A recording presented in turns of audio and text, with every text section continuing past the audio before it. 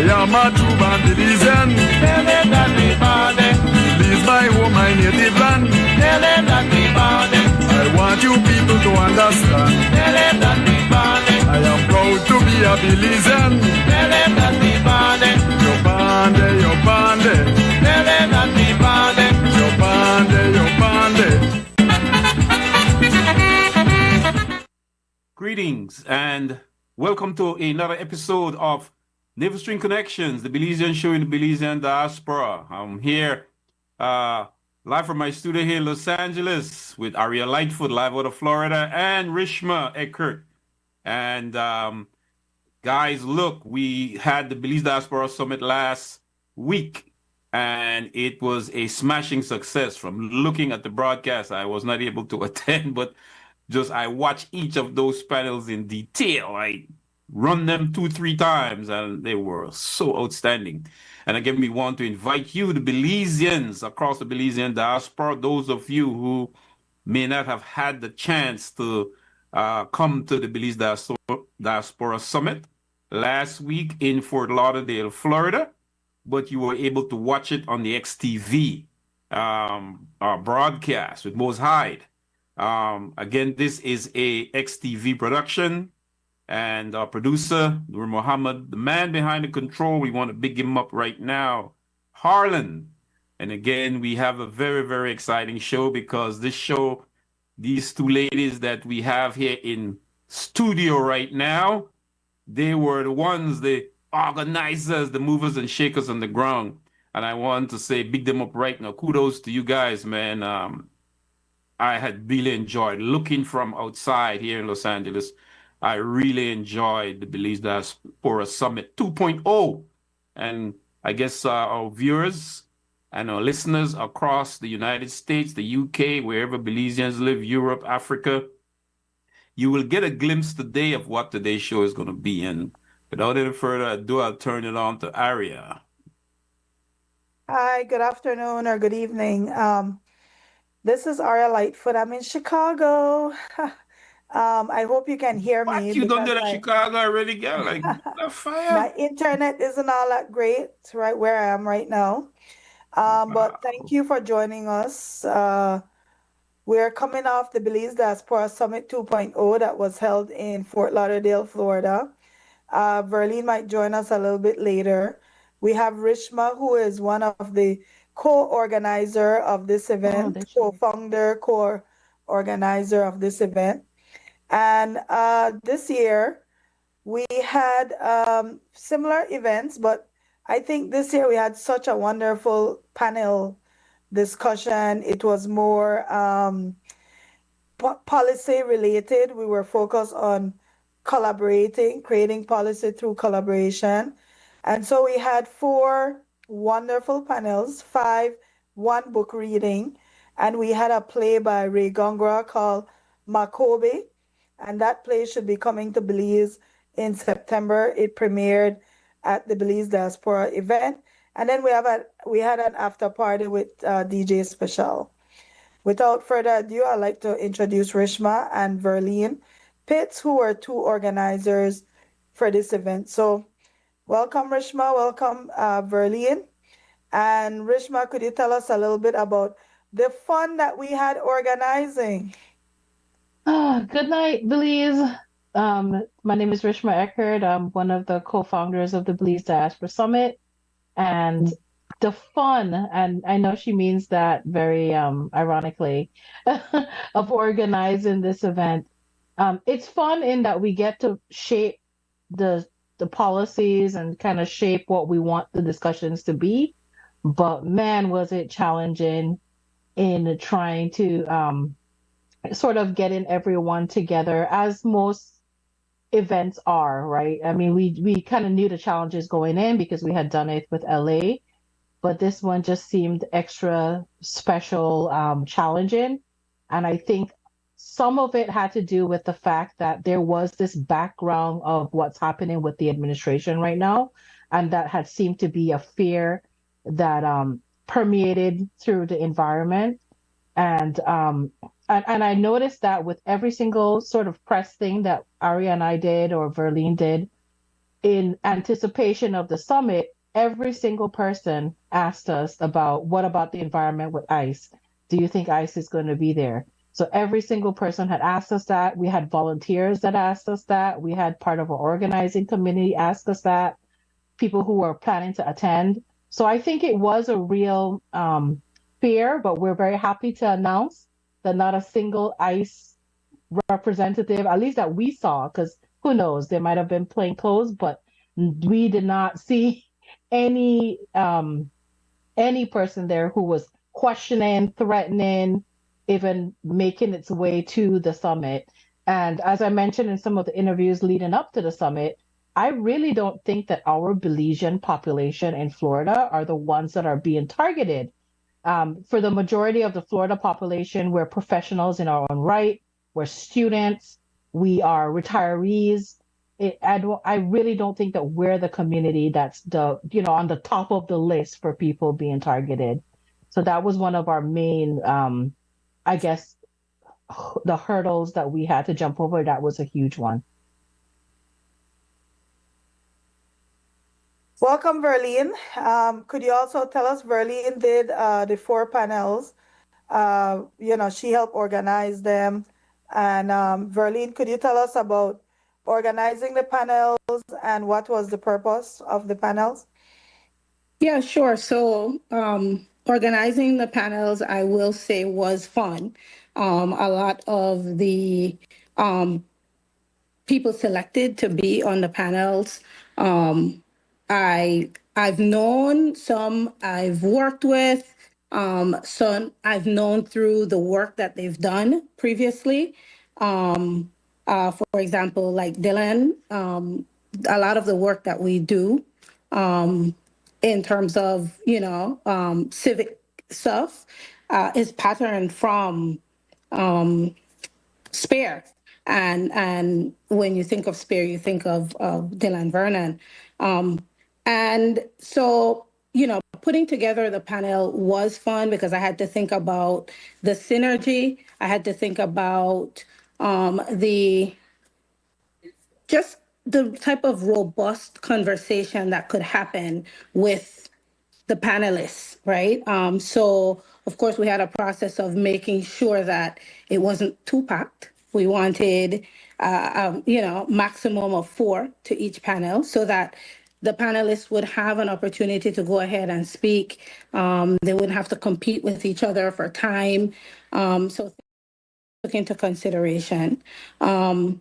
Also, we wanted to go ahead and get people that once they met each other, they would have been able to keep those connections, right? So there was some type of reciprocity that could happen in making those connections. So we were deliberate in choosing Belizeans who were in the education field, whether it was on the policy panel or on the healthcare panel or on the what's the third panel? The education panel, health panel, and policy panel. Panel. Youth. And the youth panel. So making sure that there's a relationship that could happen after, right? Time, conversation that we would have blindly, but these are people that would see the value in the network that they could create and the relationship that they could have that would live on after the discussion. So I'm really looking forward to debriefing with the panels. One of the things that we wanted to do after was to have working meetings. That is still on the agenda to make sure that these relationships continue. And, even without us, the panelists, they are still connecting with each other. They have plans to have a number of different things roll out. So really exciting stuff. Again, it was a lot of fun planning the panels and putting these people together. And then we had the Friday night, we had Ray Gongora, who premiered his play Makobe. It was very entertaining. And we had Russ India that came in from Seattle. that performed Unity, UNIT, was a very important performance because I think we're at the point now where there's a lot happening in the world that's affecting Belizeans, especially with the policies that are happening in the US, for example. There might be a lot of people who are living in fear and that might not know where to connect or who to connect to. So I think that having these types of events and having people network is very important. On the Saturday night, we had Gibson. Bilal and I had Candice on our show before to talk about his book, Five Trips. He did read a little bit excerpts from his book.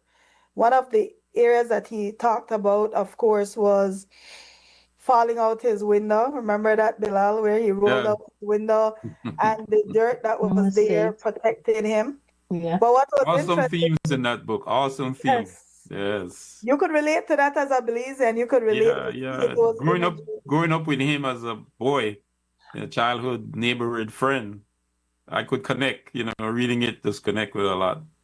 Yeah. And he talked about a little bit about trauma, what he went through. But what I found funny and interesting, he talked about parts that didn't make it into the book, right? Some different parts that were kind of That too is too risque. PG, too too Yeah. R-rated for regular TV and stuff. But it was very interesting. It was funny. I thought the people who were there really took to what he was saying and really reached out, and it was a safe space for Belizean to talk about trauma because it's something we don't really talk about as a people in a very mature setting, and I think he felt that safety. I have a video with him crying, so it was very impactful for him, and I think he felt really at home. He felt really welcomed. And let me just shout out to Kopali Rum. Oh my gosh. They Kopali. were Yeah. such a good yeah, Super and sponsor. Will was the front man for Kopali Rum. I'm gonna call him super sponsor from now on. Super, 'cause yeah, they're just super. And they basically amazing. they really kept their presence and talked about the process of how they produce it. It was environmentally friendly, and they had this also what's the name of the sorrel from PG? Mhm. I don't want to forget his name because he always sends me pictures of his sorrel where he has it in powder form. Leonidas Sanchez? No, what's his name? I'll tell you right know now. his Give name. me 2 seconds and I'll tell you his name. But anyway, it's from PG. They brought it and it was one of the mixers. They treated it like a tea, and that was one of the popular mixers that Oh, they had man. there. Yeah. You could actually buy that mixer yourself, and the runoffs still a fine name. You got samples, and I think we could have tasted, right? Yes, Yeah, Oh, they it was were samples making galore. they were making samples, drinks Nice. for almost Huh. every event Man, I missed throughout out. the 3 days. Yes. It's called Yellow Jaw, Jungle Juice, and Jungle Tea. So they were one of the mixers that were used. We expect them to sponsor us next year too. Yeah. But they shout out. Then we had we had of course returning people like Saber Realty, to me, who played a major role with Nigel Petier, basically Talking about land, about like land, yeah. the empowering part of it. Each vendor had an opportunity to pitch their product to the Belizean public. I must say, when it came to Digi, I was able to get a Belize phone number because you could add the SIM to your iPhone. They now have eSIM. So they had this thing where Digi is now creating this digital wallet, which I think is amazing, You could send Western Union directly to DigiWallet versus Wow. I think that's That's a amazing. breakthrough. No, You could buy the wow Bolito. needs to be for the Bolito part. Buy You could Bolito buy too? Bolito. So Yeah. yes, they're going to If you allow dream and you have number, you could buy it. No, you don't yes, have You to could buy make a somebody that Bolito. believes buy it. you have That's to the worry about the Belizean lottery, dream. no? Well, if you got a dream and have to worry about somebody, remember for buy your at you know, 17. at 1, 10, 15, you can do it yourself. You could and it go directly to your DJ wallet. It's either taken out or your prizes are added. I think that's going to be big for the Belize diaspora, you I know. agree. That digital wallet thing was very impressive. Yeah. We had And City of Belmopan that came in. We have the PG town council. town council that came in. I must say I'm a little disappointed that Belize City did not come in with a diaspora desk. I'm very disappointed. Like they did last year, no? Yeah, Yeah. because listen, And that City they of helped Miramar so was much there. people. City of Yeah. Miramar showed up and they were asking about their sister city. City. Yeah. City. Wow, yes. Yes, I Yeah. And did they're see the actually city of going, Miramar. Miramar, the city of Miramar is actually going to Belize. They announced it at the summit that they Right. are going to travel to Belize in the first week of August to meet with the Belize city council representatives. So they were asking where are they here so that they can, meet Bernard up busy and man. liaise. Bernard getting big. They fly out to them big places to try to They could make have them big sent Miss Mel, connections. man. They could have sent Miss All, Mel. all they had to send was Miss And Mel, last year who's he sent the Hubert Yeah. Pipersburg diaspora help desk. and Yes. they helped What's her so name? many people. Miss Mel, Yes, You know, they ma'am. had the yeah. Broward County Commissioner that was there. You had the former mayor of Broward County there. You And had Yvette Colburn was there, who was the assistant commissioner, no, assistant mayor, vice mayor, vice something. I don't yeah, remember her title, but she was there. So we had a big turnout from the city of Miramar representatives just showing up, talking about their initiatives. Because again, there's a sister city relationship. So they saw the need to come to the Belizean events because of that relationship that they have with Belize. So at the very least, they could have said that they asked for a desk because I remember in LA, Miss Mel was able to help a lot of people yeah. be able to deal with City like stuff. their tax issues, like Belize City tax issues, just different things that she was able. So next year, we're going to give them a year in advance notice so that they can hopefully pull it together and send because it's very important, extremely important that they're there. So The other Destiny thing is, Wagner was there talking about her game. We did a game hour with Destiny Wagner with her game Will You To Say. And man, it was What's so the game about? I mean, I didn't get a chance to. So it's like what's that game? It's Cards Against Humanity. Do you know that game? if you ever played No, I it, don't. like, I know of it, but I have not played it or anything. Yeah. so like they ask you a question, Bilal, and they Mhm. might say, so what are your favorite It'll be a scenario. So I'll give you one that was because I was part of that Okay. game hour and we had 3 tables vying against each other. It was our table with me and RT and Dr. Palacio and Dr. Johnson and Mr. Buller and on one table. Then we had Buddy Brong and his little contingency on the other table. Then we had then behind us we had another gentleman. I don't remember his name, but we were usually you do person to person, but because it was 3 tables, we did table against table. So they'll tell you something like, "Oh, you go to the club and you see 2 sweethearts at a club. What you to say?" And then you just have to pick an answer that's what someone would consider the funniest. That's cool. Right? And so we had so many laughs doing that game. So kudos to Destiny. And she actually launched a clean version of her game at the summit. version. A kid friendly because I tried to play this game with my whole family, including my parents. And I told Destiny this too, that I had to be like, nope. And I had to just kind of go through the cards because a lot of them were kind of, raunchy. And I'm not going to say that in front of my parents. So she launched a You clean made it version. culturally relative, no? Yeah, no, Yes. it's all Belize Belize relative. Creole. It's very, very funny. So, for example, Awesome. they were all laughing at me because I found a card that said the answer for the card was blame it on the government. That was the answer on the card. So I told my sister, I'm keeping this card and this is going to be my answer to every single prompt. And she goes, no, you can't do that.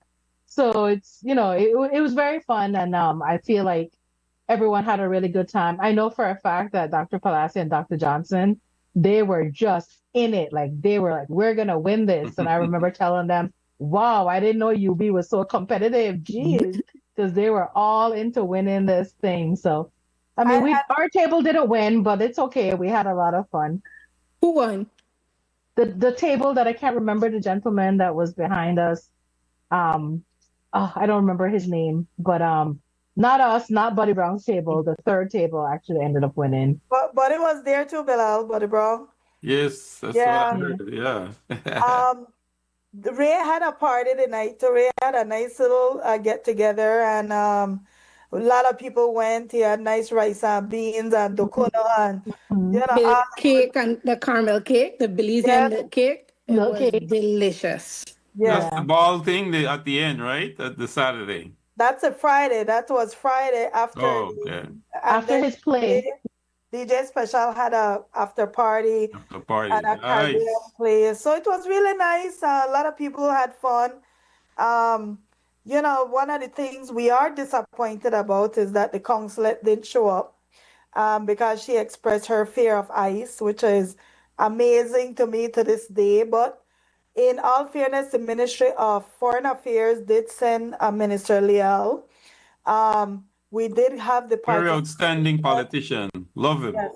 It was fantastic on the panel. At the Lands Department. And I must say, Lands and Immigration are just two very professional. So many people got their things done. We had who had a 30-year issue with her land. So it was well turned out for the lands. The not as came much out. as we wanted, but no, not like last year. People start turning up for the lands, and a lot of people got stuff solved that they were not able to solve. Like Heather said, she had a 30-year issue and they solved it in half an hour. Wow. And these are the things because people don't have time to stand in line and figure who is the right person to go to. Yeah. So, I want it because I'm supposed to get my documents from my youngest son to get his Belizean citizenship. But it was a very well attended. Immigration, I think, had a good turnout. Immigration had, I think, a little bit more. Talking about that, I was very impressed when the president of UB said ARIA was looking at sending her son to UB. That was very impressive. As I see, you're setting an example, right? Yeah. Right. So he's interested in environmental science, and actually he's interested in alternative fuel. But to do the course, you have to do an environmental. Yeah, there is a lot of Belizean American basketball players would love to play for UB. I remember one time Kevin Soroki, he was doing a scouting for UB, and I brought quite a few Belizeans who would have definitely want to play for UB. And, I think he had them in the database, but nothing really had come out of it. I think we have to start to scout and have UB have a basketball team made up of Belizean American athletes. Like, remember, Belize won the 1998 CARICOM games with Milton Palacio and Kakimo, who were Belizean Americans, who came in and joined with the Belizeans on the ground and actually beat up everybody and win the championship. That was the first time Belize ever won a gold medal and a game in basketball. I mean, the Golden Girls of softball, they dominated, but that was the very first time. And I just had to say that because I think that was awesome, Maria. I mean, you're serious, right? You're serious. You're not saying your boy. Yeah, I got the application. He wants to do alternative fuel. So UB, I think, is a good alternative. And I think what's important to tell also, UB is launching a law school in Belize, and they're doing their medical school, which I think is extremely important for nation building. For you to offer your own citizens courses. How much money is spent on foreign education? You know what I mean? Yeah, that brings the money back into your economy. we don't look at it like that. Look at how Cuba offers scholarships to Americans that they would Yeah, not have regional. necessarily got into medical school in Yale or, you Yeah. know, the top Ivy League schools. And I remember working for Drew Medical School, and I remember that whole thing. And I remember meeting students, African American students who were speaking fluent Spanish. They left, don't know a word and come back. And doctors working in the underserved communities of the ghettos, because Right. that's the kind of medicine Cuba teaches.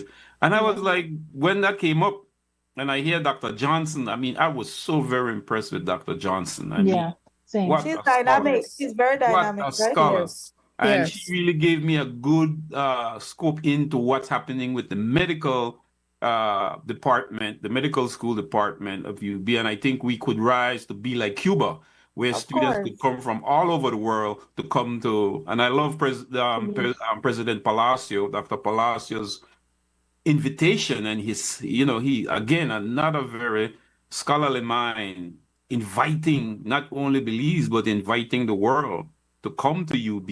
That was very, very, very powerful. Yeah. So the professor from Florida International University, he is the business development officer there. He actually creates some of the curriculum, and he is also an immigration expert. So we had an immigration town hall also, which was well done because we had the CEO of immigration, Tanya Santos. We had the FI, Florida International University Law School professor, and we had Darrell Bradley, who all participated in that. Darrell Bradley was, man, Phenomenal. amazing. What an intellect, what a mind. Yes. I just love how he hosted that. He hosted with two And panels. Texas, who is He hosted 2 panels. That was my first time to maybe. see Darrell Bradley, the intellect Darrell Bradley. Oh, no, he's I've seen him as phenomenal. mayor, and you barely, but that was the first time I've seen him in that platform. Yeah. And That he's doing was his PhD now, you know, Bilal. He's He's doing studying his PhD, you know. Awesome. What He a mind, opened what a up. mind. He opened up with a keynote speech with the case for the Belizean in the diaspora, and it was powerful. Absolutely Awesome. powerful. Man, if I was a fly on the wall. Well, No, the it comments Chicago stamping ground because next year we're talking about. Yeah, what is this Chicago? Rishma, Verlene, what is this new look? It's like a shy tongue look. Look at her. She's looking all pretty and It is. It's a beautiful. shy town. Is Yep. that area?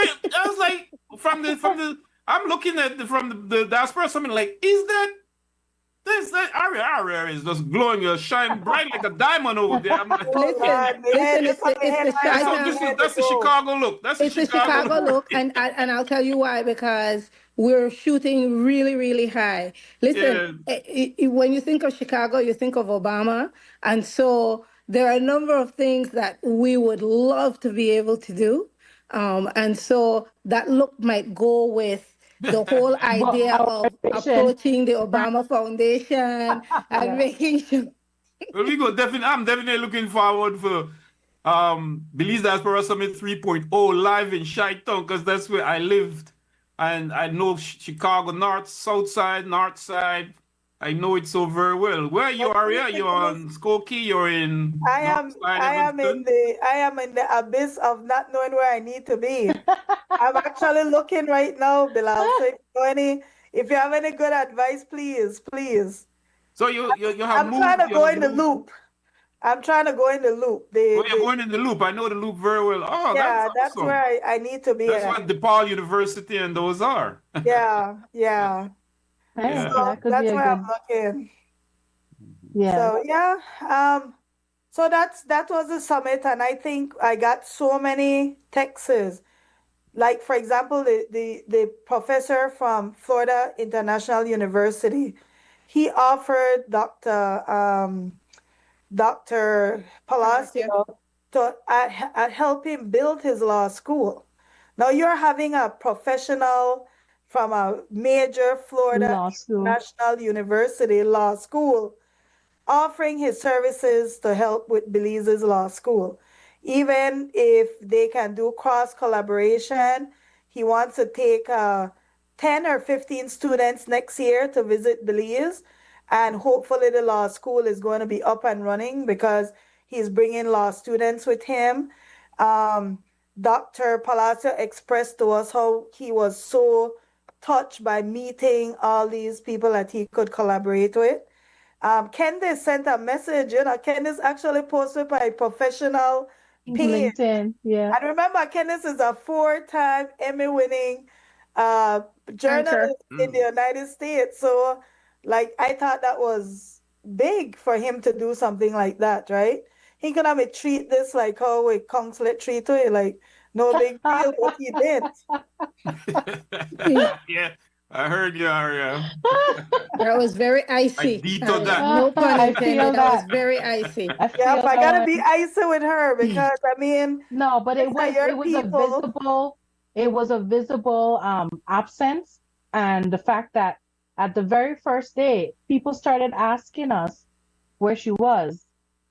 People started asking us like, "Hey, is she coming? How come she's not here?" And honestly, all we could say is, She was invited. She was Because she's invited. usually at events like this, right? No, she's usually not. She's normally absent, unfortunately. Oh, she has a pattern of being absent. Yeah. Ice was the excuse this time, but whatever. Whatever. I will say, to me, I feel like we're back in the day, we could get away with our representatives being somebody, Absent. friend, family, whatever. But right now in this situation with a Trump presidency, we need representation. We need people who are serious and who can provide services and information to people because people are scared and this is their livelihood and this is their life. This is their freedom. This is the ability for them to be able to transition back to Belize if they have to. They need information. They don't need fear mongering. Fear mongering, the media is already handling that. So what we need is credible people in credible environments. And let me say this because I said I was going to say, when I see my ambassador, I was gonna say, tell me first so I could taking pictures with the Republican representative that is pushing these policies in the United States against your very people, but don't show up at your event. They're not there to represent us, so we need representation. So I appeal to the Minister of Foreign Affairs that he put people in place that are actually representing the interests of Belizeans.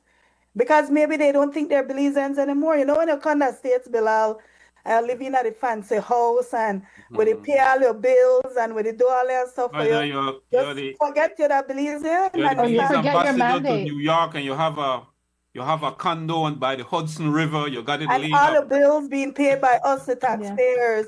You stop think that you're there for a purpose, right? You forget your mandate, and I think that that's the most important thing. Like, fine, have everything paid. I mean, that's your perk of getting that position, but at the same time, don't forget your mandate. If your mandate is to represent the people in the state that you live in, do so.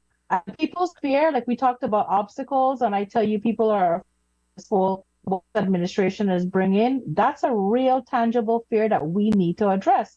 And Aria and I, when we were putting together this, and Verlene as well, when we were putting together the agenda, we had to put in something that would have addressed the tangible fear that people feel. And that's why we have the immigration town hall, because it was really important. And having Tanya Santos, CEO Tanya Santos on there was also very important because she brought a lot of statistics and facts of anticipation of people coming back home of what they could be doing in Belize. So you need the two sides of the coin. You need the representation here in the US, and then you need to know how Belize, how the government of Belize is going to welcome those who are coming in. And that is something that we felt that this is the information that needs to be given to all Belizeans in all states, right? So it's one thing to have a position, and it's another thing to remember the mandate that you have in order to have the functions of that position. And that, to me, was the most disappointing thing, because people were looking for leadership and direction, and we don't have anyone there to do it. And I'm talking about Tanya Santos. I must say I was very impressed. She was extremely impressive. She did a presentation She spoke about what the issues were or what they have to address. One of the things I want to mention that she mentioned to me, and I think it was extremely important, she said that for the Belizeans who are coming home, they've added human development as part of the team that meets these Belizeans. Because remember, there are some people who have been here for so many years and might have lost contact with their family members. Or remember, if ICE picks you up, they're picking you up. They're not giving you time to pack or to get any of your things. Your things, So yeah. there's people who are being sent without any resources. And so one of the things that they've done is they're trying not, of course, they have to interview everyone because that's very important if you're going to bring people back into the country. But they have added a human aspect of it. She was the CEO of Human Development at one point. And I think that is the type of collaboration where you have that expertise and you understand the human aspect of it. You know, some people think that this is, oh, that's just good funny or blah, blah, blah. But I don't think people understand the people life and the people Exactly. sacrifices. And so these are serious times and it requires serious, mature discussions and policies that benefit Belizeans because at the end of the day, Belizeans are a small population in this world. Even if you take every single Belizean in the world, we not even make up one state in the US. That the whole One city. smaller population. We don't make up one city in the US. So we are powerful by our numbers. We're powerful by collaborating with each other. We're powerful by supporting each other. And we're powerful by providing good information and services to our Belizeans. So that was the point of the Diaspora Summit. The summit is to take it to a different level. We include the fun aspect of it, but we need to become serious people. We are serious people. Listen, What would you say, Aria, not to cut you, what would you say in terms, I was very impressed with the policy panel. Very impressed. Dylan Vernon was on the point. Fantastic, yeah. I was shocked when I heard him say, believe don't you have a migration policy? But much less of dealing in setting up a diaspora policy, right? Right. You don't have a migration policy, is that immigration in that country from Central America, people just come and go as they like. There is no policy. What would you say for all three? I would like to hear your views, being that most of all, I saw Verlene deep down into that policy panel, right? What would all three of you say in that? Did you move the stone a little bit forward in terms of devising, of coming up? Because there was some very dynamic people on that panel there. So good question. I'll say this. We didn't really go into it expecting to, exit with, a policy per se. We wanted to have the discussion so that they would know that we want something formalized, right? And it has to be done in partnership. It has to be done with hearing what the needs are from the diaspora, and then, working in tandem with the government. And so I think the outcome of this. I hear Dylan Vernon said, Verlene, reciprocity. Yes, exactly. Because it's not just we to give, we're also getting, right? And I think the major thing is that we're getting to keep, we're not being disenfranchised, right? We're getting to keep our Belizean-ness in a formal way, right? Because you can't take it away from a period, but this is formalizing it.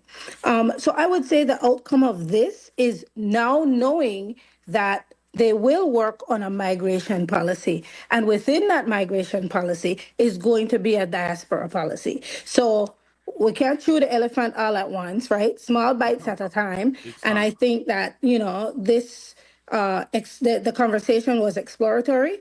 And I think, he'll definitely include us in terms of discovering what our needs are. They'll look to the diaspora to work with us to come up with something. But initially, like he said, we need to have a migration policy. And I believe that that is going to be in the works this year.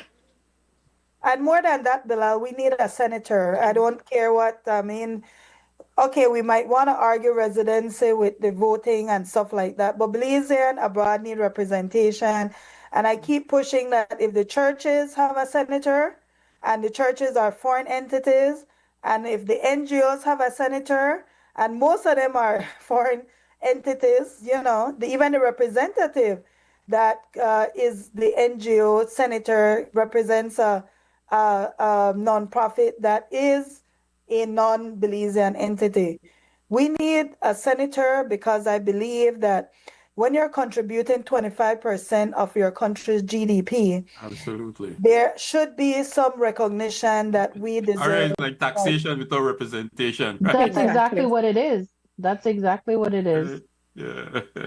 And I Yes. think that The Brazilians are Belizeans, the Prime Minister of Brazilians are Belizeans don't pay no taxes. Belizeans abroad don't pay no taxes. But Oh, well, but if you that's get true. 25% of your GDP, that's a tax that we benefit zero from, because exactly. when people pay taxes, they normally get a benefit from their tax. No, most of the people in the diaspora that are paying taxes, it's with zero value in the sense of it's for family mostly, it's for development. But I will say this: Jamaica had their diaspora summit, FYI, 2 weeks before we had ours, right? So Jamaica is recognizing the value of their diaspora. Mhm.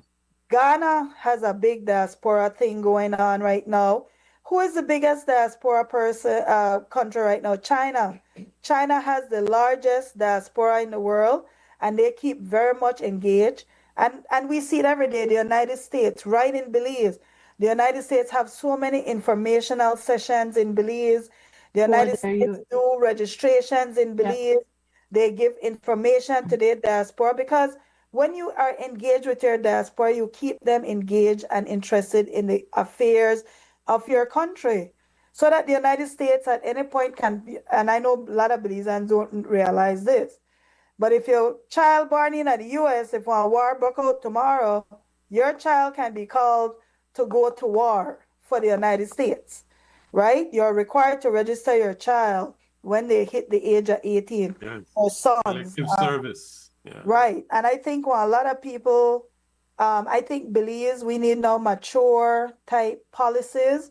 We need mature type responses to the shocks in the world, because they're going to come with these tariffs and with countries that are, we say we're going to globalize, but now we're going on restriction phase where they become more protectionist.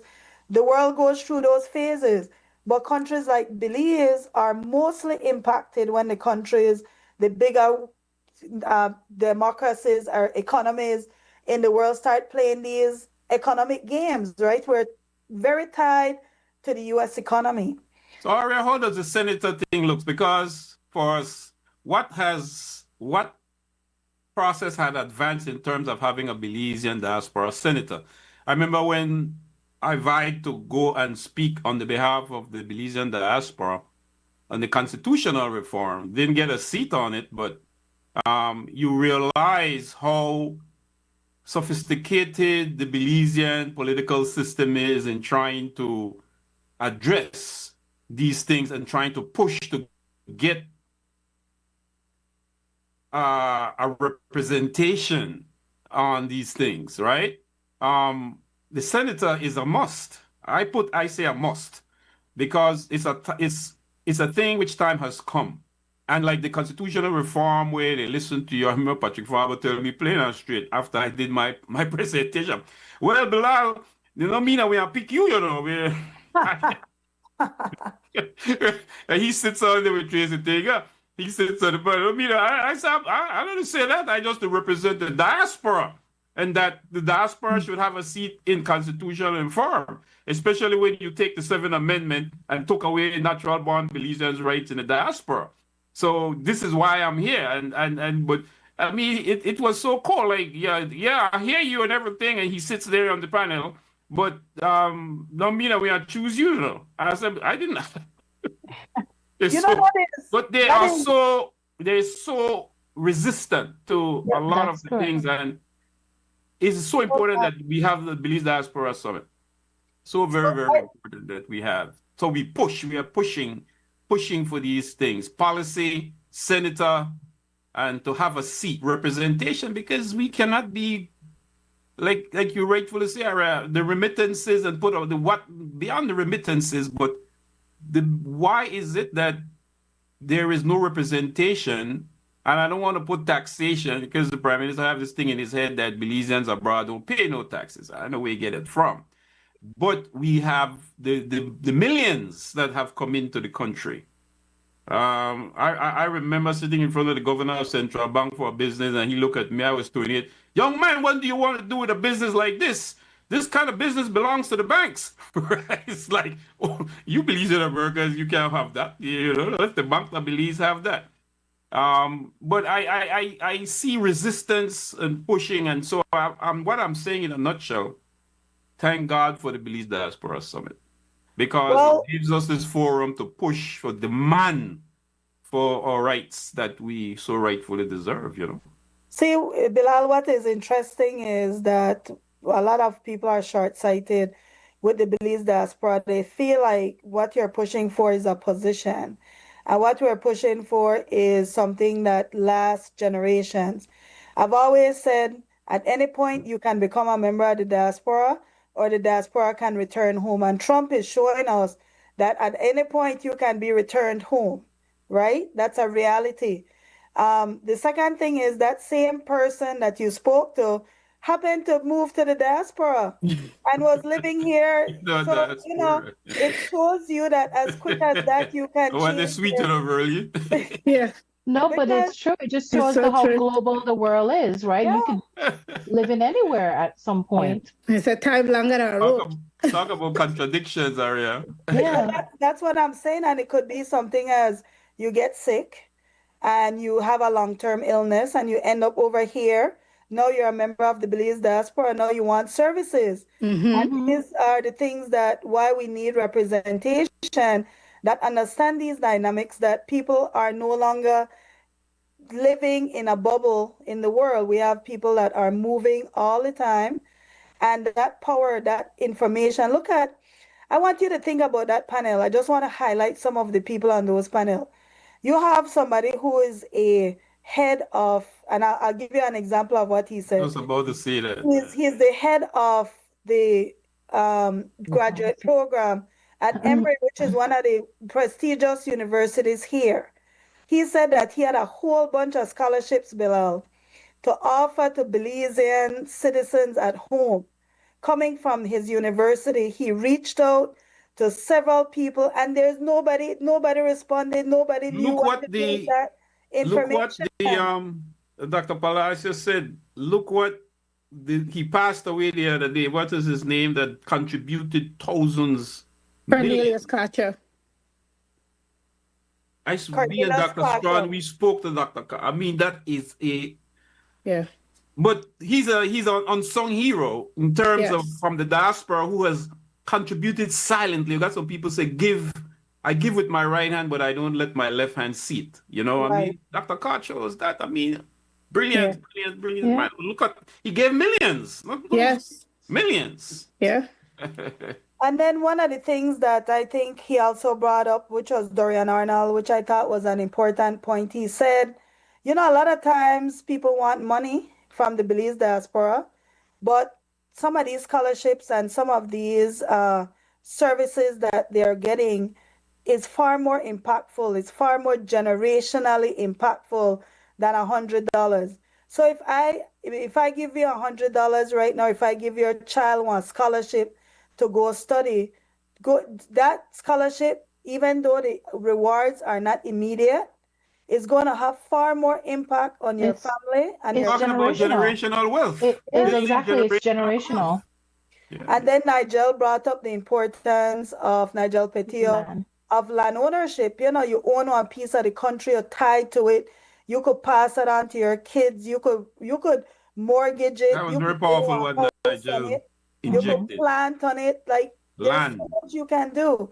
And Yes. right now, the demand from the Belize diaspora has gone up in this climate where a lot of Belizeans are now looking for alternatives to the United States, where they want a house to build now in Belize. And these are things that benefit Belize government. More people that build is more jobs, it's more taxes. And I will say this, and I keep saying this, right?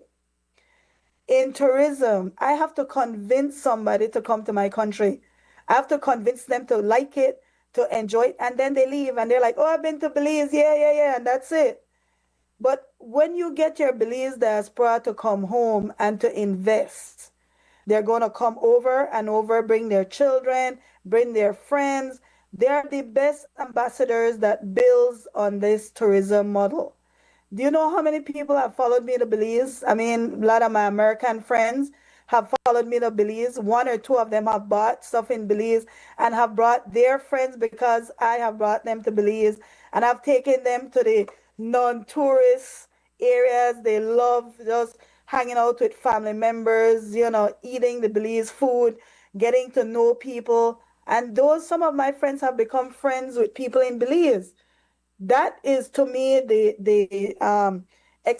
it exponential impact of Yeah. your Belize And you diaspora? talk about tourism. How did the Belize Tourism uh, board, BTIA, how did they perform? How did they were present, right? In terms of No, we did not get them this year. I okay. think they did have some conflict happening, but the Ministry of Diaspora New Relations did relations. sponsor the event, so that we were very grateful with that, and the ambassador was there. Um, so that's not an issue. My issue is that we need buy-in, and I think that it's growing. Like more people are seeing the value of Of what we're trying, connections.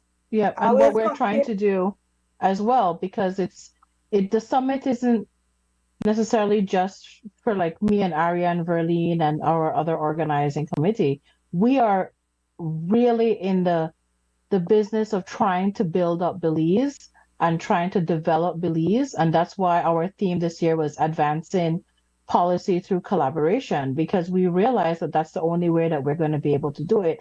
And I would like an opportunity to answer Bilal's question when he asked about the policy panel, because I think one of the really, really important things that Dr. Vernon said was creating a policy.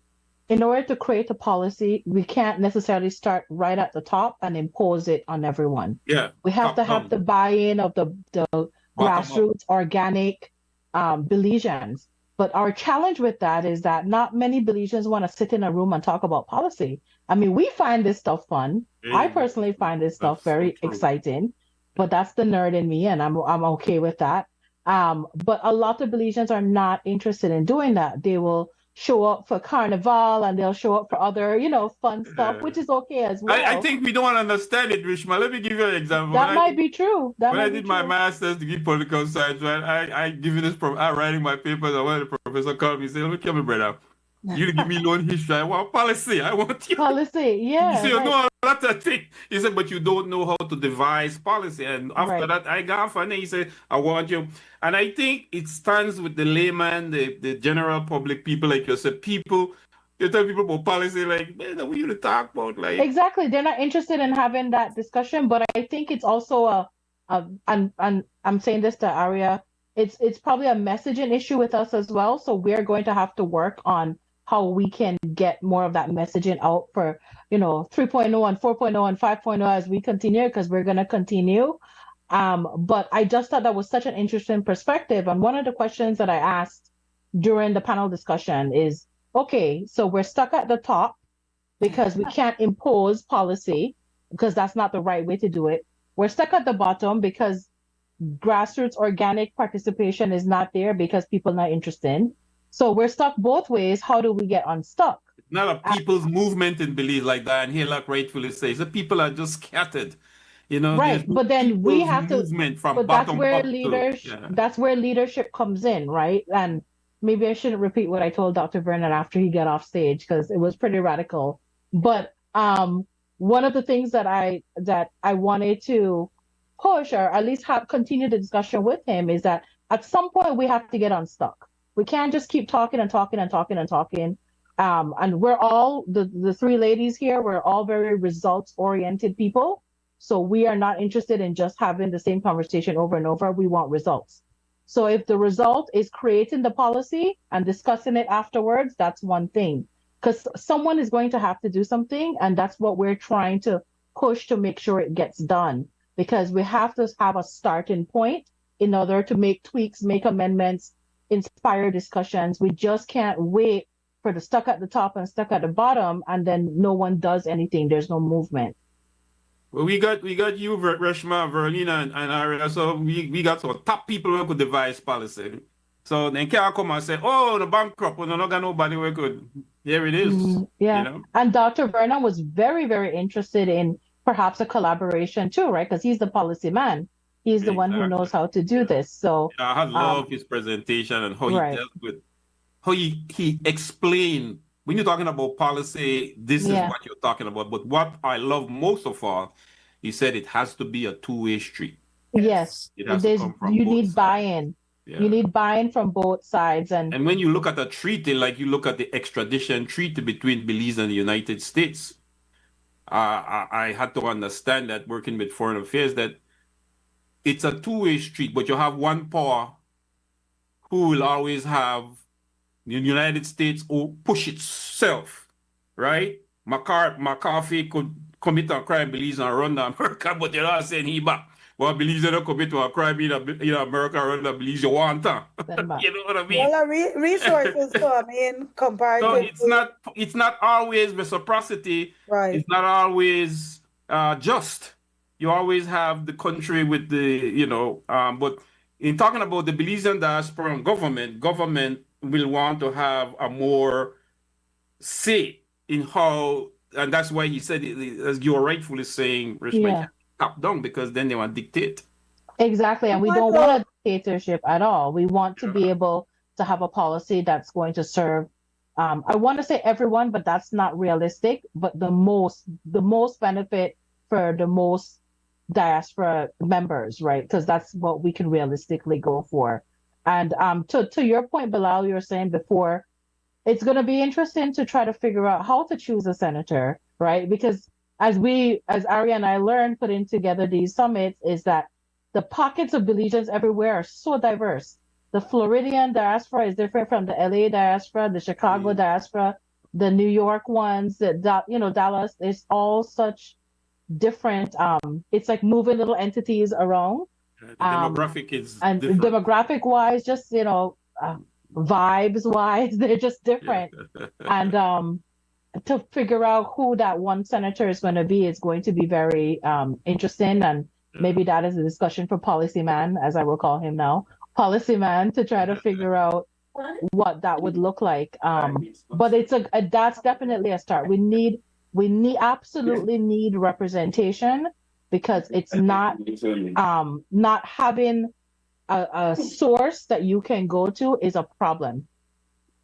One of the things I do want to say, guys, is that I do want to give a big shout out to Lisa Castaneda. Lisa, from your LA community, Lisa was a big help with volunteering.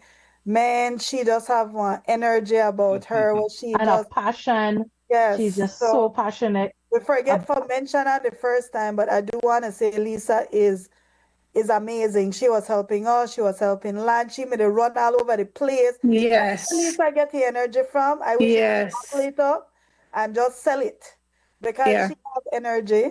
I want to give a big shout out to Dane Guy, because Dane helped us with our website. Yeah. And, he was one of the youth panelists. He is into what a brilliant man. What an intelligent young man there. He is. I was so impressed with the youth panel. I mean, all always just outstanding, man. Always the youth. I mean, they're our future, right? So it's good to see that that's the kind of level of passionateness and intellect that's coming out of the youth, because we need that. The older ones on the top are going. We need this passion. We need this youth energy. We need when they started talking about like what Artie with her social media stuff. This is a world we didn't grow up in. We don't know that world.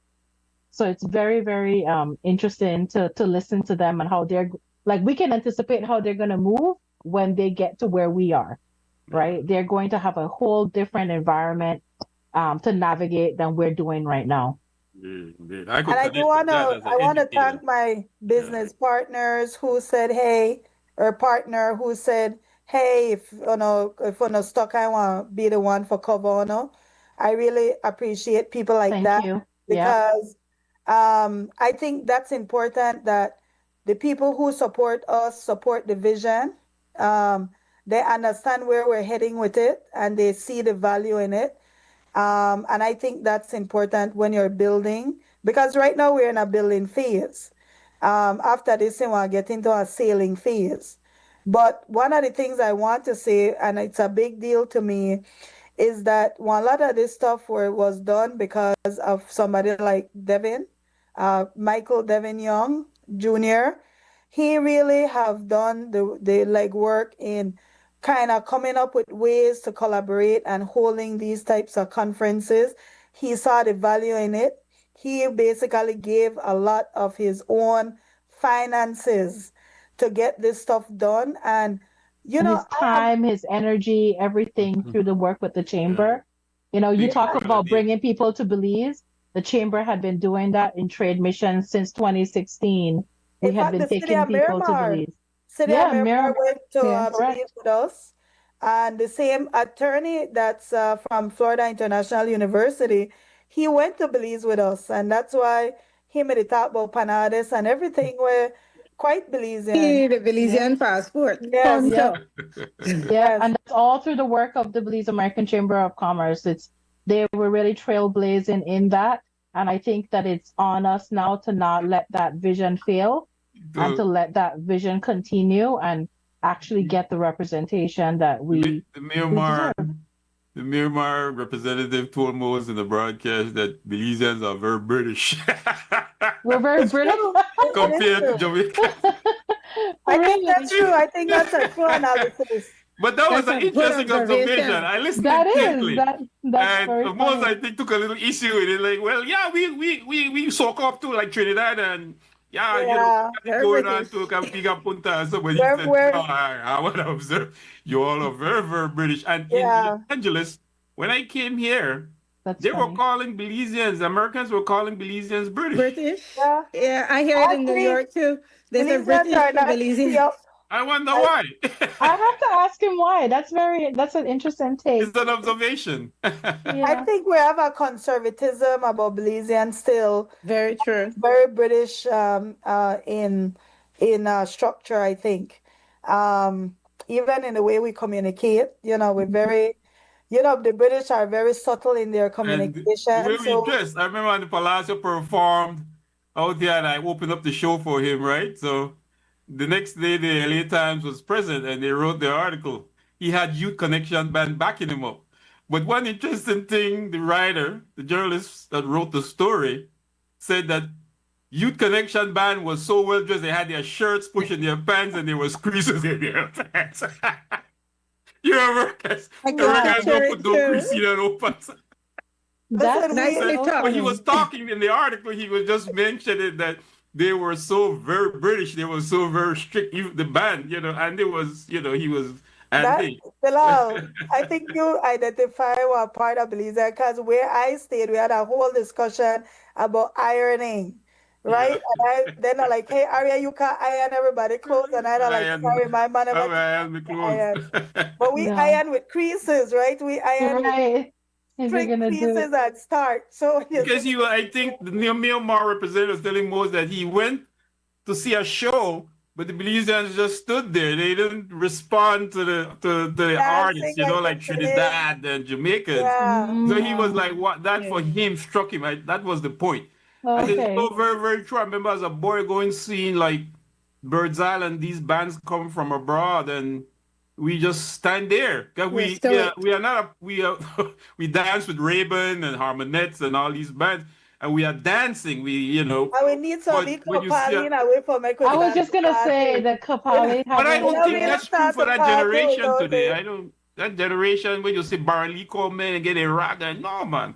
So that's why Moses was telling him, boss, you know, see we yet. You Exactly. see that Yeah. what the boss when He's just getting to know. But between Movado or but Bilal Moors have a lot of British yeah, tendencies, even in the way he speaks. I don't know yeah. if he recognizes it, but he is very proper in how he speaks, right? Very much. This Even is a though he's broadcasting. You British. have that Right, broadcasting right. lingua. Right, You right. know, Yeah. you have to speak proper, you know? Yeah. Well, Well, it'll the be Jamaicans, interesting. they were patois through the stuff, but we are still very proper in the way we Proper. speak all the Yeah. time. It'll I be interesting interview to see his Regonga and I take. got and say Renaissance, Regonga laugh. He say, boy, that word, you don't say that word, right? It's Renaissance. Renaissance, Renaissance. Rennie. Yes, it's Rennie. just my spin, I Renaissance. put by the word. Regonga say, what? That what you just said? You see, he's proper again. He's a playwright. Yeah. How was his play? How was his play? It was very It's very entertaining. funny. The only thing is, I think he needs to put a rated R or whatever warning, A because there were a rating. couple kids there, you know what I mean? Yeah. So I A just think disclaimer. yes, that's my only thing. But if people had fun, people were laughing and enjoying themselves, you know. So I thought it No, was I good. think the raunchy parts are hidden in, in Creole, you could say something, But the action obvious, and it's Verlene. hidden, you know? Yeah. The The action. action obvious. There was no hidden in the action. Sublimical. Yeah. Yeah. Yeah, yeah. No, but it was funny. I hear lots of Creole words like I haven't heard in years that you hear in the play. So it was very nice and it was very funny. Yeah. Yes. And again, Kopali really helped the audience with everything else. The Boosting everybody mentoring. up. Kopali. Yeah. That's But nice. Polly was ever present. one of the things I want to go back to is the senator thing is how are we going to get there?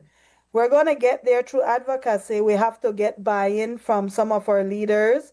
I did know once upon a time, when time was time and Henry Charles was brand new, he thought that the idea was a good idea versus Belizean voting. Of course, in any engagement, you have to keep it consistent, right? And engage them more and more on the idea. We mention it first, it comes into conversation. I know people think things are talk, but everything starts with talking. And then you have to figure out how would a policy like that work, as Rishma mentioned. How would you pick a senator? I think you'd pick a senator as anything else. You pick people who are interested, they register, and they make a decision on who they want to represent them in Belize. Make it as representative as possible, and people put their names in, and they become answerable, at least to me, to the Belize diaspora. And know the process, know how to maneuver Exactly. a process like that. Getting into the Senate and be able to not just to be there and not, but actually how to articulate, how to represent, and the process on a whole, you know, because I never forget when Derek Aikman he said to us one time, he said, man, when I came, this young little politician, they just throw me in the house, I never understand anything about the procedures. He And I said, you think could what just they're get them doing and now go. is orientations. That's one of the development that has happened in Belize since that they're trying to do orientations when they get elected. Yes. Important. I think that's important for any government seat, if you're a public officer or minister. And ARIA and Rishma and Verlene, I think it's the same thing too with selecting these consul generals. We are selecting consul generals who do not understand the process of representation. Right. They do not understand the ambassadorship. What do you do? What I think they're pushing paper, just having this posturing and just be there and picking up the salary. Well, Bilal, I'll tell you, there was a stark difference with the California consulate, who was very hands-on and very Yes, he was informing of very involved. because we don't know protocol. I mean, we are in the private sector. We're not Correct. even in the Belize sphere for understand some of the protocols, but she was very hands-on. She went to pick up the ministers. She did a lot. I mean, she even taught us about how the flags should be placed and Placed. these Correct. things that you don't Yes. think about.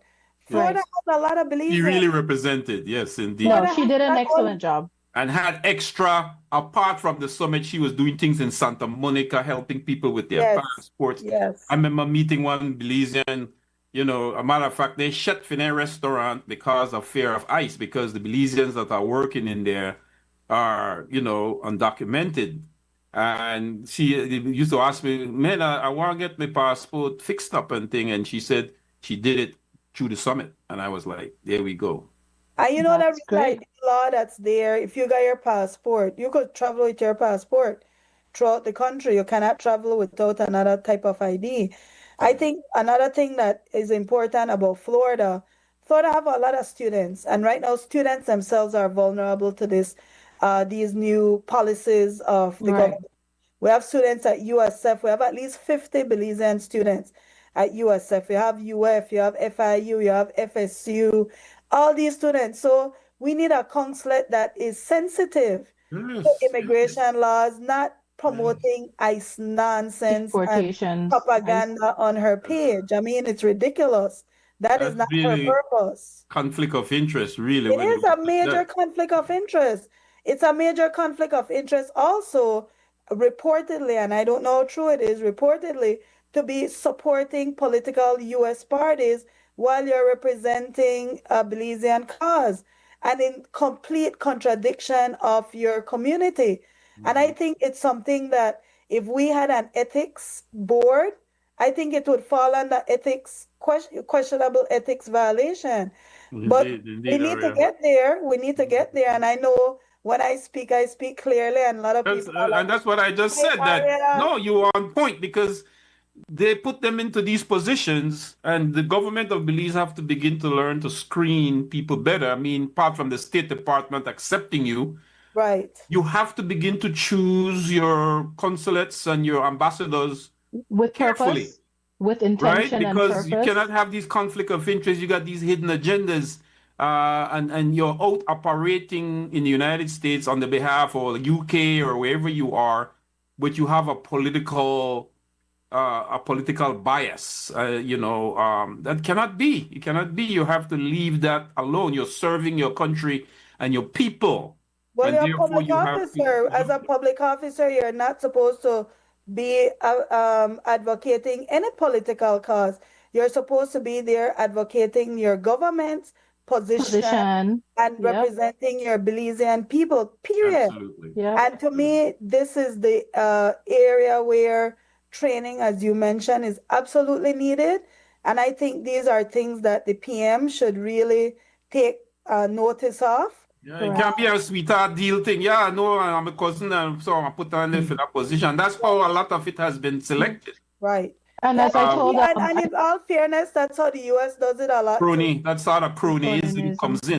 The US does it too, but the US can kind of get away with it because their staff is all professional. They put their ambassadors normally as some political officer, but in Belize, we need the expertise because we are the smaller countries. We are the vulnerable Absolutely. people. We are the ones that are subject, especially the reality is that Belizeans are people of color, mostly. The majority of Belizeans are people of color. They already are at a disadvantage being people of color and immigrants. So we need people who understand the dynamics, the political atmosphere, and the sensitivity in addressing these issues. We do not need anybody that contributes to the fear. We need people who provide information that's credible, and we need services, period. That's it. That's not a big ask because that's your job. We're That's not literally the job. anything outside your job. And as I told Mr. Nuri when we were promoting the summit on Wake Up Belize, and again the questions were about the concerns of ICE. And one of the things I told him is that we added the immigration town hall because one of the ways you combat fear is through education and empowerment. Maybe if you understand, you have more education on what we need to do as a people, how to do the applications, for example, to be able to take the next level on your citizenship. As I added to what you important. say, Rishma, that's what Dr. Vernon said, that you have to, before you devise policy, you have to go to the people and present it into a town hall. Exactly. And bottom-up thing, right? what we We agreed call that it we would public do, education. Public public education. education. And that's what we were trying to provide, just to be able to combat all the disinformation and the fear that was already out there. And one of the things when we sat down and we really looked at what was happening, Aria and I said, no, we will not cancel our event. That's a no-no. We will not cancel it, but we will add to it in order to address the issues that are happening now within the US. That was what we considered important. Perfect time. Right? So Right? this is a perfect time to do this. It's very apt to do this. What we're not going to do is cancel, and what we're not going to do is advocate everybody just self-deport, because that doesn't address the issues that are happening now. That doesn't adequately address the issues that are happening now. We want to be able to have some sort of advocacy, and to Aria's point, if your mandate is to represent the people in the state in which you're supposed to be representing, you have to have a all-inclusive approach to it. It can't just be, well, go ahead and self-deport, right? So, I mean, it really triggered something in us to be able to try to combat some of the things that were being done. And as Aria mentioned, the policies that were being shown through this consulate were quite clearly not the policies that the Foreign Affairs Ministry said that they had. So there's already a conflict there. And again, I strongly believe that the way you combat fear is through education and empowerment. Absolutely. That's the right way. Yeah.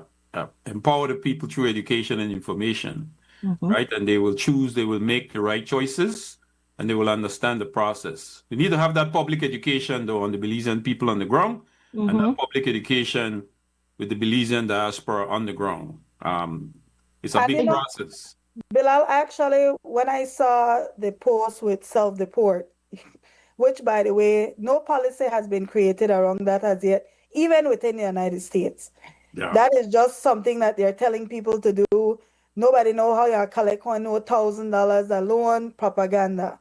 Yeah. But I decided, okay, well, let me go check to see what the Mexican and the Guatemalan and Honduran embassies are posting out there, if they're posting similar stuff, because that's the thing. I make sure I go research before I comment on these things.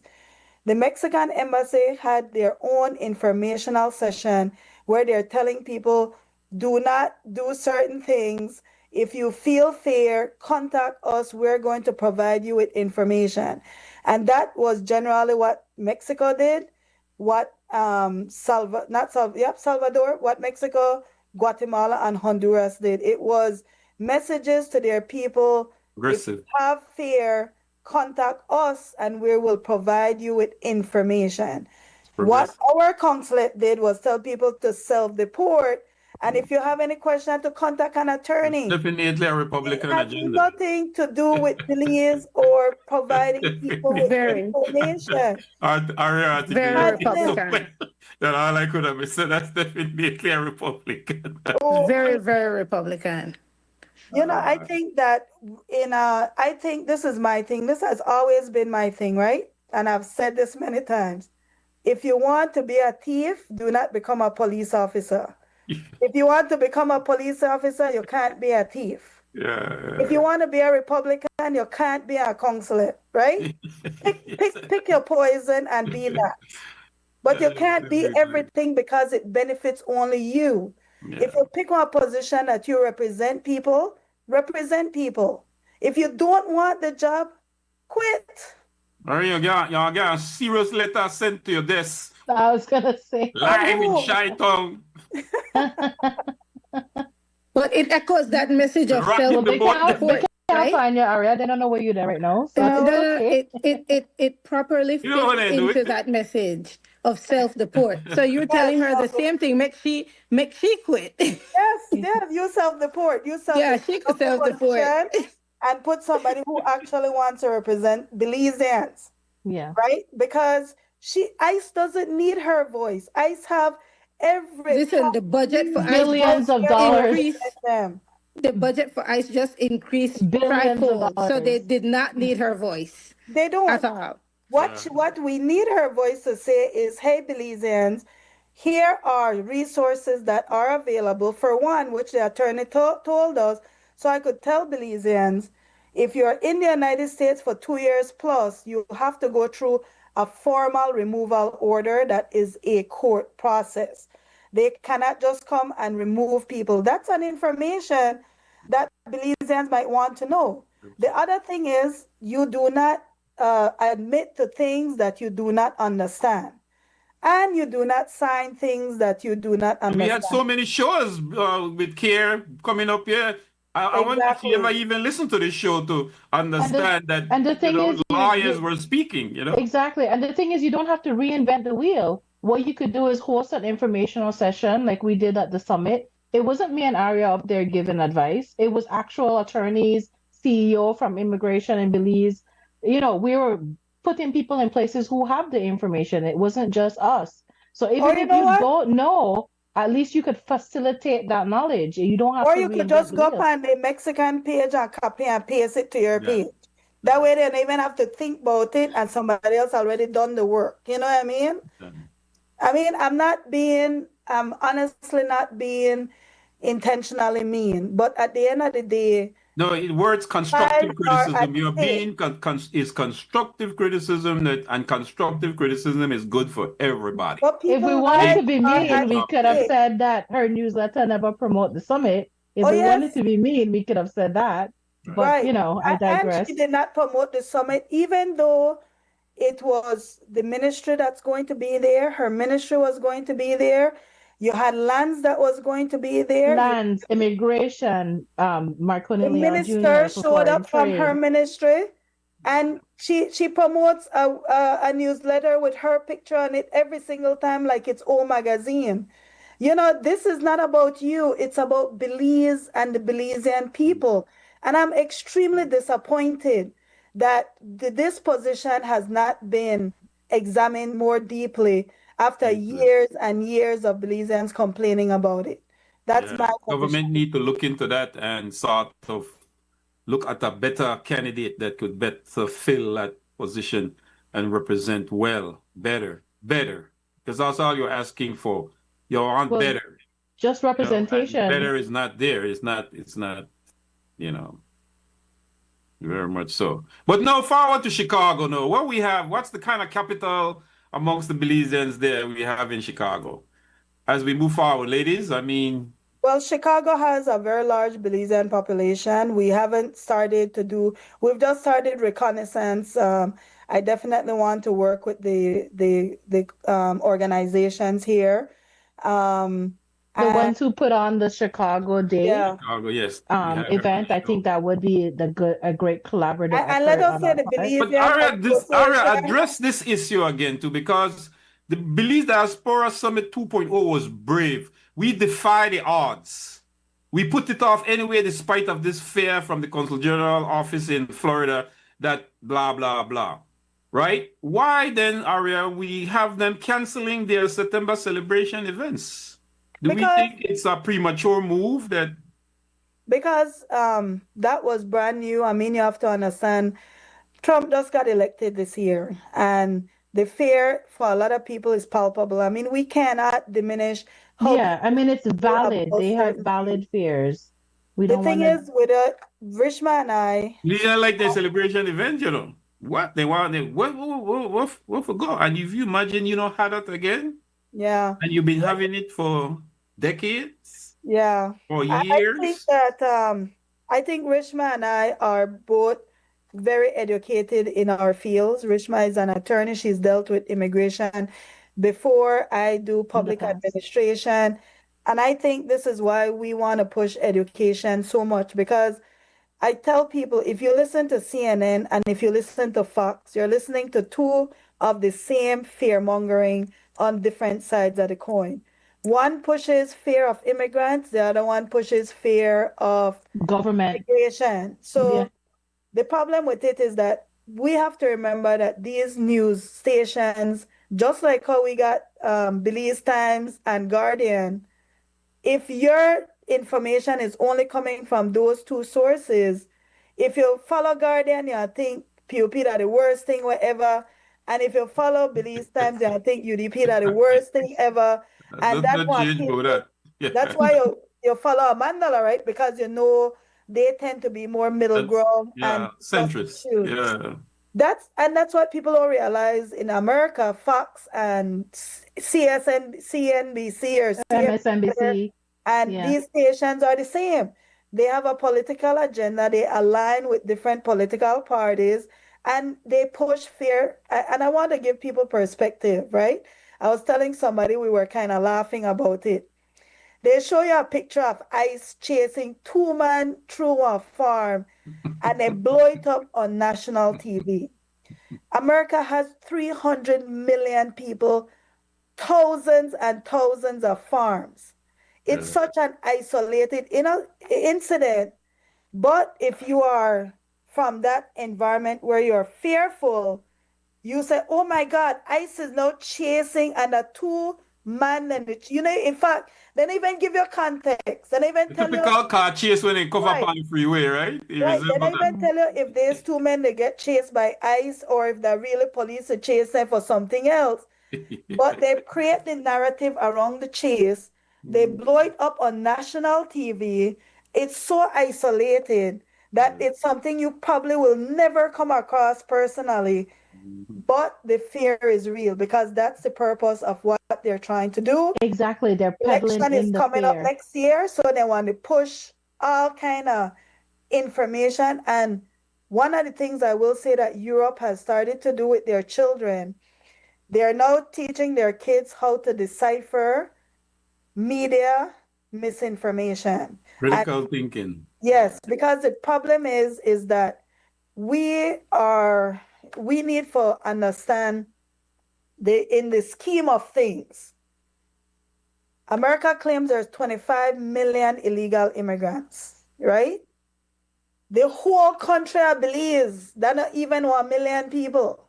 So if ICE want to take all of their resources for go chase 3 Belizean, I could say they could get in a trouble for that because they're wasting their time and resources. They are going to likely go chase places that they can get a higher yield.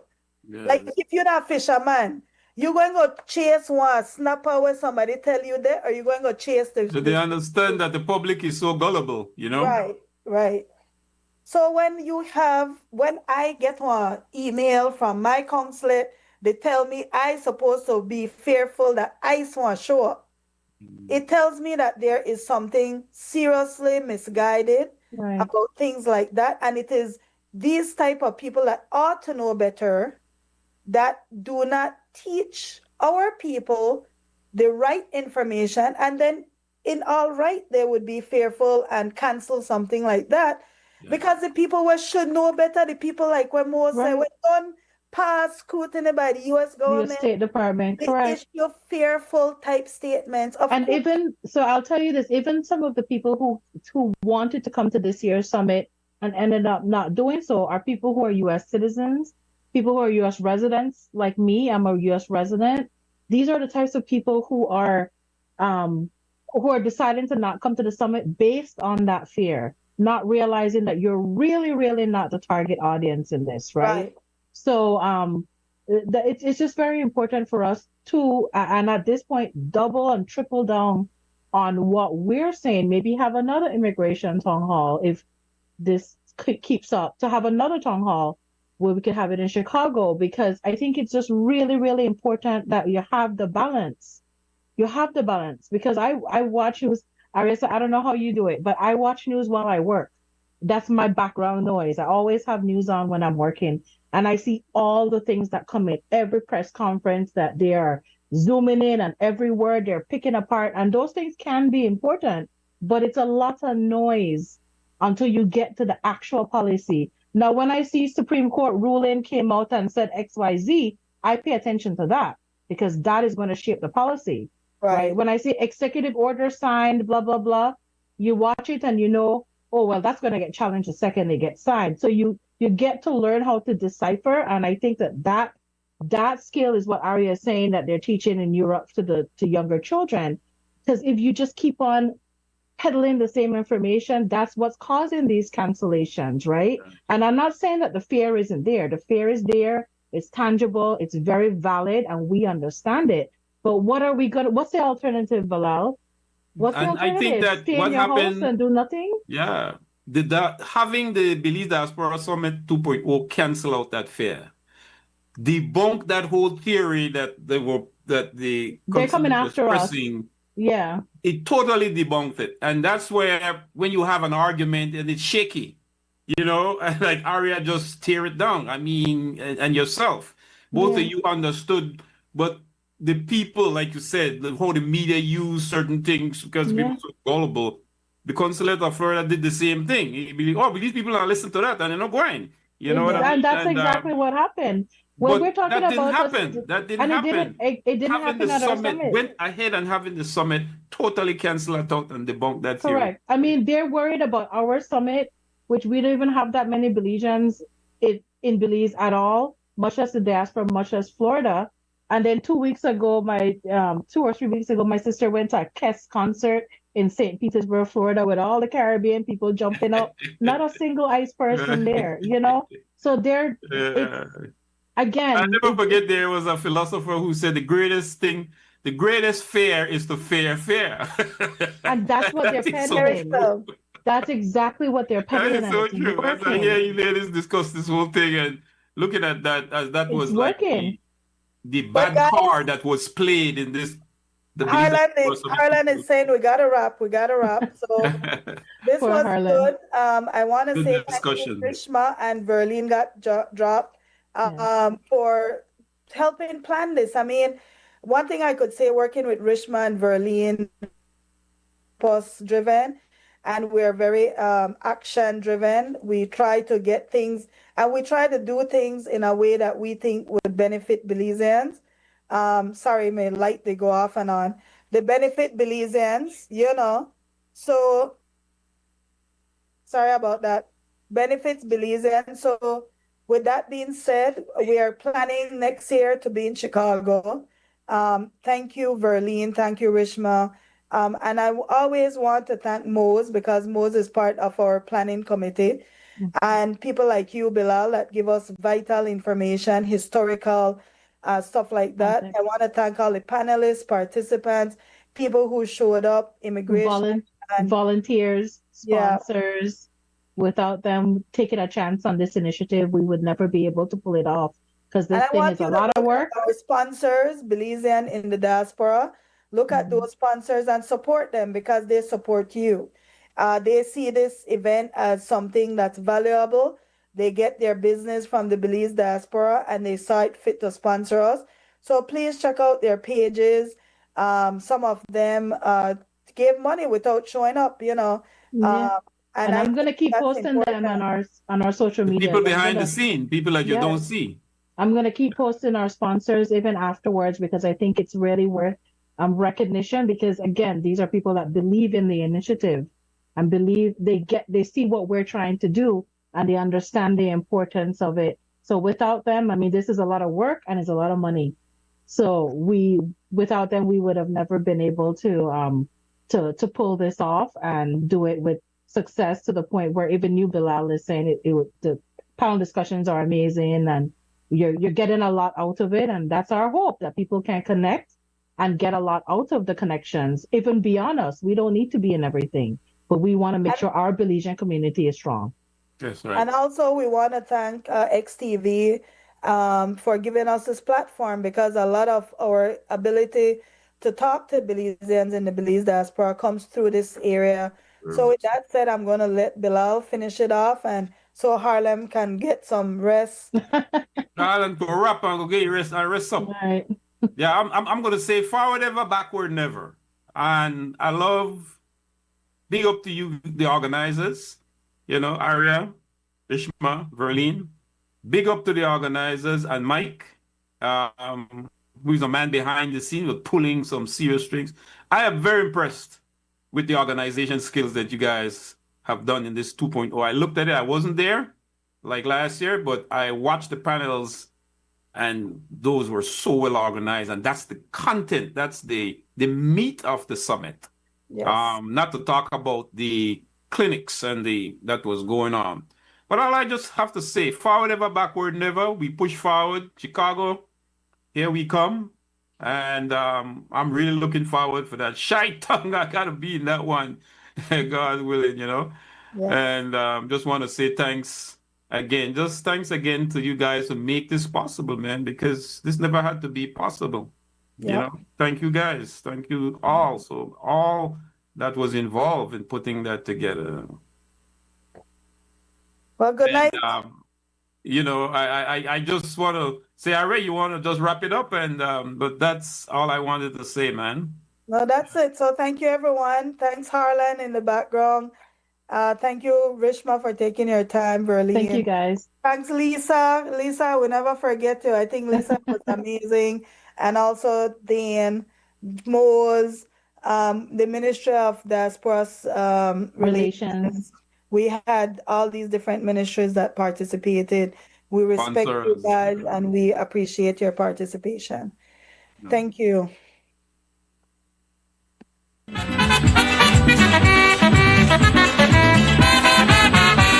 I am a true Belizean. Tell them that we bound it. Belize my home, my native land. Tell them that we bound it. I want you people to understand. Tell them that we bound it. I am proud to be a Belizean. Tell